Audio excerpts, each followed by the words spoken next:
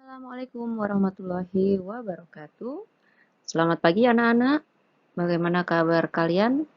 Semoga kalian selalu dalam lindungan Allah Subhanahu wa taala. Baik, pagi ini kita akan memulai pembelajaran yaitu mengenai cara membuat kesimpulan dari teks bacaan. Kalau sebelumnya kita sudah mempelajari cara menentukan kalimat utama, cara menentukan ide pokok, kemudian sekarang kita lanjutkan bagaimana cara membuat kesimpulan dari teks bacaan. Ini sesuai dengan tema kita, yaitu tema 1, subtema 3, ayo selamatkan hewan dan tumbuhan. Baik, kita langsung saja perhatikan teks berikut. Indonesia merupakan negara kepulauan yang kaya akan beragam jenis hewan dan tumbuhan. Setiap pulau di Indonesia memiliki hewan yang unik dan menjadi ciri khas pulau tersebut. Komodo di Kepulauan Nusa Tenggara Timur merupakan salah satu contoh hewan langka yang dilindungi oleh dunia internasional. Pulau Komodo secara resmi diakui sebagai salah satu dari 7 keajaiban dunia. Pulau ini menjadi sebuah taman nasional yang dikagumi oleh masyarakat dunia. Nah, di sini menceritakan mengenai Pulau Komodo yang dijadikan sebagai salah satu dari 7 keajaiban dunia karena di situ hidup hewan yang termasuk hewan purba ya, dan masih ada hingga saat ini. Kemudian kita akan menentukan kalimat utama. Kita ulang lagi ya, kalimat utama berarti kalimat yang ada di paling awal suatu paragraf.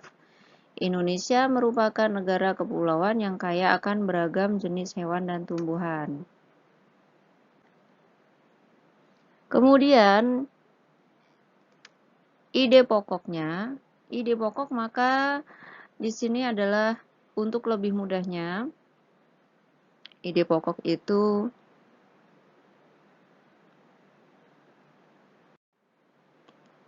inti dari kalimat utama. Jadi sebenarnya bisa nggak Bu, ide pokok itu ada di tengah paragraf atau di akhir paragraf? Bisa saja. Tetapi untuk siswa atau peserta didik di tingkat SD, maka ide pokok itu biasanya selalu berada di awal kalimat. Nah, ide pokok itu sebenarnya adalah inti, kalau di kelas 6 itu inti dari kalimat utama, kalau di level SD maksudnya. Ide pokoknya yaitu Indonesia kaya akan jenis hewan dan tumbuhan. Nah, dari sini nanti menjelaskan kekayaannya apa saja dari jenis hewan dan tumbuhan itu. Di sini kita fokusnya pada hewan yaitu komodo. Kemudian kita lanjutkan, ini adalah teks yang tadi. Kalimat utama tadi sudah dijelaskan, ide pokoknya sudah juga. Nah, sekarang kalimat penjelas dari paragraf ini, ya. Kalimat penjelas itu maksudnya adalah yang menjelaskan dari kalimat utama. Kalau kalimat utamanya tadi kan membahas mengenai Indonesia kaya akan jenis hewan dan tumbuhan, ya, negara kepulauan yang kaya akan hewan dan tumbuhan. Nah, kalimat penjelasnya berarti menjelaskan dari kekayaan yang dimiliki Indonesia tersebut. Sini dijelaskan kekayaannya, yaitu yang dijelaskan dalam paragraf ini, komodo hewan langka di Pulau Komodo. Kemudian, Pulau Komodo diakui sebagai keajaiban dunia yang dikagumi.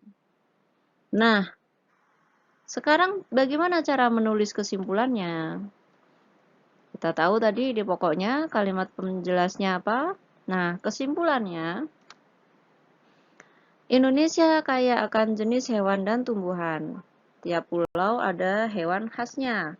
Komodo merupakan hewan langka di Pulau Komodo.